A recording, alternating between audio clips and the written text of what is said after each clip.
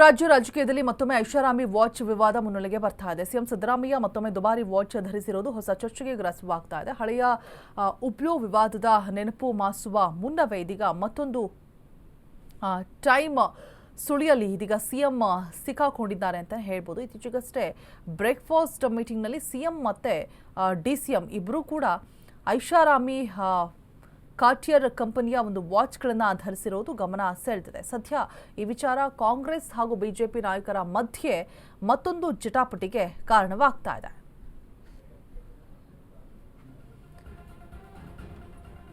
So ಈ watch ವಿಚಾರ ಇದೀಗ ಮತ್ತೆ ಮುನ್ನೆಲೆಗೆ ಬಂದಿರುವಂಥದ್ದು. ರೀಸೆಂಟ್ಲಿ ಒಂದು ಡಿನ್ನರ್ ಪಾರ್ಟಿ ಆಗುತ್ತೆ. ಆ ಡಿನ್ನರ್ ಪಾರ್ಟಿಯಲ್ಲಿ ಸಿಎಂ ಹಾಗೆ ಡಿಸಿಎಂ ಇಬ್ಬರೂ ಕೂಡ ಒಂದೇ ಕಂಪನಿಯ ಕಾರ್ಟಿಯರ್ ಕಂಪನಿಯ ವಾಚ್, ದುಬಾರಿ ಕಂಪನಿಯ ವಾಚ್ನ ಧರಿಸಿರೋದು ಇದೀಗ ಎಲ್ಲರ ಗಮನ ಆ ಕಡೆನೇ ಇದೆ. ಸೊ ಇದು ಕೂಡ ಸಾಕಷ್ಟು ಚರ್ಚೆಗೆ ಕಾರಣ ಆಗ್ತಾ ಇದೆ.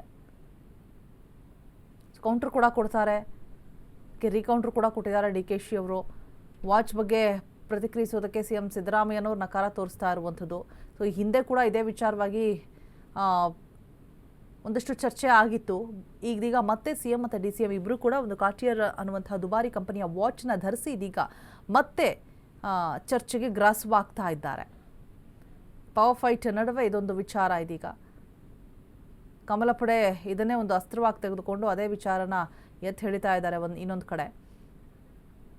ಸದ್ಯ ವಾಚ್ ವಿಚಾರವನ್ನೇ ಕೈಗೆತ್ತಿಕೊಂಡಿರುವಂತಹ ಕಮಲಪಡೆ ನಾಯಕರು ಸಿಎಂ ಹಾಗೂ ಡಿಸಿಎಂ ವಿರುದ್ಧ ಆಕ್ರೋಶವನ್ನು ಹೊರಹಾಕ್ತಾ ಇದ್ದಾರೆ. ಇನ್ನು ಡಿಕೆಶಿ ಬಳಿ 2 ವಾಚ್ ಇರೋದೆಂದು ಚುನಾವಣಾ ಅಫಿಡವಿಟ್ನಲ್ಲಿದೆ. ಒಂದು ಹ್ಯುಬ್ಲೋಚ್ ವಾಚ್, ಇನ್ನೊಂದು ರೋಲೆಕ್ಸ್ ವಾಚ್. ಹಾಗಾದರೆ ಈಗ ಹಾಕಿರುವಂತಹ ಕಾರ್ಟಿಯರ್ ವಾಚ್ ಯಾವುದು ಅಂತ ಹೇಳಿಬಿಟ್ಟು ಪ್ರಶ್ನೆ ಮಾಡ್ತಿದ್ದಾರೆ. ಅಫಿಡವಿಟ್ನಲ್ಲಿ ವಾಚ್ ಬಗ್ಗೆ ನಮೂದಿಸಿದ್ದೇನೆ ಅಂತ ಹೇಳಿಬಿಟ್ಟು ಡಿಕೆಶಿ ಹೇಳಿದರು. ಆದರೆ ಉಪಮುಖ್ಯಮಂತ್ರಿಗಳು ನಮೂದಿಸಿಲ್ಲ. ಡಿಕೆ ಶಿವಕುಮಾರ್ ರಾಜ್ಯದ ಜನರಿಗೆ ಸುಳ್ಳು ಹೇಳಿದ್ದಾರೆ. ಡಿಕೆ ಶಿವಕುಮಾರ್ಗೆ 3ನೇ ವಾಚ್ ಯಾರು ಕೊಟ್ಟರು? ಹಾಗಿದ್ರೆ ಸಿಎಂ ಸಿದ್ದರಾಮಯ್ಯ ಬಳಿ 18 ವಾಚ್ಗಳು ಇದೆಯಂತೆ. ನೀವು ಎಷ್ಟಾದರೂ ವಾಚ್ ಹಾಕಿ, ಆದರೆ ಜನಕ್ಕೆ ಲೆಕ್ಕ ಕೊಡಿ.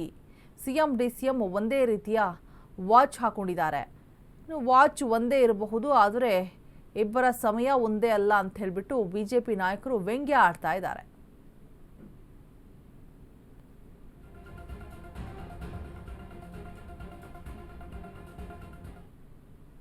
ಒಂದು ಕಂಪನಿದಿರ್ಬೋದು, ಆದರೆ ಅದರಲ್ಲಿ ತೋರಿಸ್ತಾ ಇರೋ ಸಮಯ ಪಾಪ ನಿಮಗೆ ಸರಿ ಇಲ್ಲ.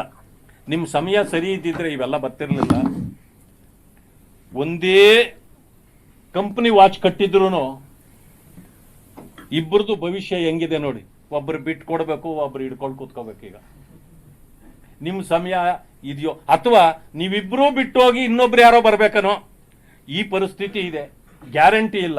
ವಾಚ್ಗಳೇನೋ ಸರಿ ಇರ್ಬೋದು, ಒಂದು ಕಂಪನಿದಿರ್ಬೋದು, ಆದರೆ ಅದರಲ್ಲಿ ತೋರಿಸ್ತಾ ಇರೋ ಸಮಯ ಪಾಪ ನಿಮಗೆ ಸರಿ ಇಲ್ಲ. ನಿಮ್ಮ ಸಮಯ ಸರಿ ಇದ್ದಿದ್ರೆ ಇವೆಲ್ಲ ಬರ್ತಿರ್ಲಿಲ್ಲ. ಒಂದೇ ಕಂಪನಿ ವಾಚ್ ಕಟ್ಟಿದ್ರು ಇಬ್ಬರದು ಭವಿಷ್ಯ ಹೆಂಗಿದೆ ನೋಡಿ. ಒಬ್ಬರು ಬಿಟ್ಟು ಕೊಡಬೇಕು, ಒಬ್ಬರು ಹಿಡ್ಕೊಂಡು ಕೂತ್ಕೋಬೇಕು. ಈಗ ನಿಮ್ಮ ಸಮಯ ಇದೆಯೋ ಅಥವಾ ನೀವಿಬ್ಬರೂ ಬಿಟ್ಟು ಹೋಗಿ ಇನ್ನೊಬ್ರು ಯಾರೋ ಬರ್ಬೇಕನೋ ಈ ಪರಿಸ್ಥಿತಿ ಇದೆ. ಗ್ಯಾರಂಟಿ ಇಲ್ಲ. ವಾಚ್ ಇನ್ನು ಡಿಕೆ ಶಿವಕುಮಾರ್ ಕಾರ್ಟಿಯರ್ ವಾಚ್ ಕದ್ದಿದ್ದಾರೆ ಎಂಬ ಛಲವಾದಿ ನಾರಾಯಣಸ್ವಾಮಿ ಆರೋಪಕ್ಕೆ ಡಿಸಿಎಂ ಡಿಕೆ ಶಿವಕುಮಾರ್ ಕಿಡಿಕಾರಿದ್ದಾರೆ. ಹೌದು, ಅದು ಕದ್ದಿರೋ ವಾಚ್ ಛಲವಾದಿ ಮನೆಯಲ್ಲೇ ಕದ್ದಿದ್ದು ಅಂತ ಹೇಳ್ಬಿಟ್ಟು ಕೌಂಟರ್ ಕೊಟ್ಟಿದ್ದಾರೆ. ವಾಚ್ ಬಗ್ಗೆ ಛಲವಾದಿ ನಾರಾಯಣಸ್ವಾಮಿಗೆ ಏನು ಗೊತ್ತು? ನನ್ನ ಚುನಾವಣಾ ಅಫಿಡವಿಟ್ ಬಗ್ಗೆ ನನಗೆ ಮಾತ್ರ ಗೊತ್ತು. ನಾನು ದುಡ್ಡು ಕೊಟ್ಟು ವಾಚನ್ನ ಖರೀದಿ ಮಾಡಿದ್ದೇನೆ ಅಂತ ಹೇಳ್ಬಿಟ್ಟು ಡಿಸಿಎಂ ಡಿಕೆ ಶಿವಕುಮಾರ್ ತಿರುಗೇಟನ್ನು ಕೊಟ್ಟಿದ್ದಾರೆ.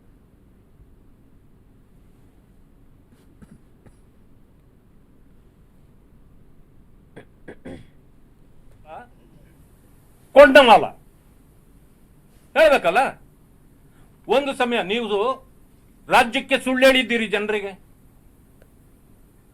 ನನ್ನ ಕಾರ್ಡ್ ಇಂದ ಪೇ ಮಾಡಿದ್ದೀನಿ ಅಂತ ಹೇಳಿದ್ದೀರಿ. ಎಲ್ಲಿ ಅದು ದಾಖಲೆ ಬಿಡುಗಡೆ ಮಾಡಿ. ಎಲ್ಲಿ ಕೊಂಡಿದ್ದೀರಿ? ದಾಖಲೆ ಬಿಡುಗಡೆ ಮಾಡಿ. ಕದ್ದಿರೋದು ಅದು ಅಂತ ಕೇಳಿ. ಹೌದೌದು, ಅವ್ರ ಮನೆಯಿಂದನೇ ಕತ್ಕೊ ಬಂದಿದ್ದೀನಿ. ಕದ್ದಿರೋದು ಅದು ಅಂತ ಕೇಳಿ. ಹೌದೌದು, ಅವ್ರ ಮನೆಯಿಂದನೇ ಕತ್ಕೊ ಬಂದಿದ್ದೀನಿ. ಇನ್ನು ಕಾರ್ಟಿಯರ್ ವಾಚ್ ವಿವಾದದ ಬಗ್ಗೆ ಪ್ರತಿಕ್ರಿಯೆ ನೀಡೋದಕ್ಕೆ ಸಿಎಂ ಸಿದ್ದರಾಮಯ್ಯ ನಿರಾಕರಿಸಿದ್ದಾರೆ. ಇತ್ತ ಈ ಬಗ್ಗೆ ಮಾತನಾಡಿದ ಸಂತೋಷ್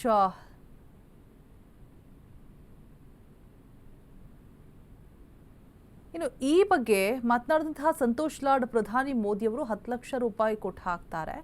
ಯಾವ ಪ್ರಧಾನಿ ಸ್ವಂತಕ್ಕೆ ಟ್ರಸ್ಟ್ ಮಾಡಿದ್ದು ನೋಡಿದ್ದೀರಾ? ಇದರ ಬಗ್ಗೆ ಬಿಜೆಪಿ ನಾಯಕರು ಯಾಕೆ ಮಾತನಾಡೋದಿಲ್ಲ? ಪ್ರಧಾನಿ ಮೋದಿ ದಿನಕ್ಕೆ 3 ಬಾರಿ ಡ್ರೆಸ್ ಚೇಂಜ್ ಮಾಡ್ತಾರೆ. ಇದರ ಬಗ್ಗೆಯೂ ಕೂಡ ಚರ್ಚೆ ಆಗಲಿ ಅಂತ ಹೇಳ್ಬಿಟ್ಟು ಲಾಡ್ ಒತ್ತಾಯ ಮಾಡಿದ್ದಾರೆ. ಮೋದಿ ಸಾಹೇಬ್ರು 10 ಲಕ್ಷ ರೂಪಾಯಿ ಸೂಟ್ ಬಗ್ಗೆ ಅವ್ರು ಅಪ್ಡೇಟ್ ಸಲ್ಲಿಸ್ತಾರ? ಮವಾಡ ಗ್ಲಾಸಸ್ ಹಾಕ್ತಾರೆ, 9,000 ಕೋಟಿ ಫ್ಲೈಟ್ ನಲ್ಲಿ ತಿರುಗ್ತಾರೆ. ಆಮೇಲೆ ಎಲ್ಲದಕ್ಕಿಂತ ಹೆಚ್ಚಾಗಿ ಮೋದಿ ಸಾಹೇಬ್ರ ಬಗ್ಗೆ ಇವ್ರು ಮಾತನಾಡ್ತಾರಲ್ಲ, ಪ್ರಧಾನ ಮಂತ್ರಿ ಸ್ಕೀಮ್ ನಲ್ಲಿ ಒಂದು ಟ್ರಸ್ಟ್ ಮಾಡಿದಾರಲ್ಲ, ಪ್ರಧಾನ ಮಂತ್ರಿ ರಿಲೀಫ್ ಫಂಡ್ ಅಂತ ಹೇಳಿ ಒಂದು ಸ್ಕೀಮ್ ಮಾಡಿದಾರಲ್ಲ. ಇಡೀ ಪ್ರಪಂಚದಲ್ಲಿ ಯಾವುದೇ ಪ್ರಧಾನ ಮಂತ್ರಿ ಅವ್ರು ಸ್ವಂತ ಟ್ರಸ್ಟ್ ಮಾಡ್ಕೊಂಡಿದ್ದು ನೋಡಿದಾರೆ? ಪ್ರೆಸಿಡೆಂಟ್ ಆಗ್ಲಿ ಪ್ರಧಾನ ಮಂತ್ರಿಗಳು ಯಾಕೆ ಟ್ರಸ್ಟ್ ಮಾಡ್ಬೇಕಾಗಿತ್ತು? PM ರಿಲೀಫ್ ಫಂಡ್ ಬದಲಿಂದ ಐತೆ. PM ರಿಲೀಫ್ ಫಂಡ್ ದುಡ್ಡು ತಗೊಂಡು ಎಲ್ಲರೂ ಕೊಡಬಹುದಾಗಿತ್ತು. ಆ ಟ್ರಸ್ಟ್ ಮಾಡಿ ಆ ದುಡ್ಡು ತಗೊಂಡು ಮತ್ತೆ ಸುಪ್ರೀಂ ಕೋರ್ಟ್ ನಾಗ ಹೋಗಿ CIG ಕೇಳಬಾರ್ದು, RTI ನಾಗ ದಾರಿನ ಬರಬಾರ್ದು ಅಂತಕ್ಕಂಥದ್ದು ಇದಕ್ಕೇನ ಮಾತಾಡ್ತಾರ ಅವರು? ಬಿಜೆಪಿ ಮಾತಾಡ್ತಾರೆ ಅದ್ರ ಬಗ್ಗೆ?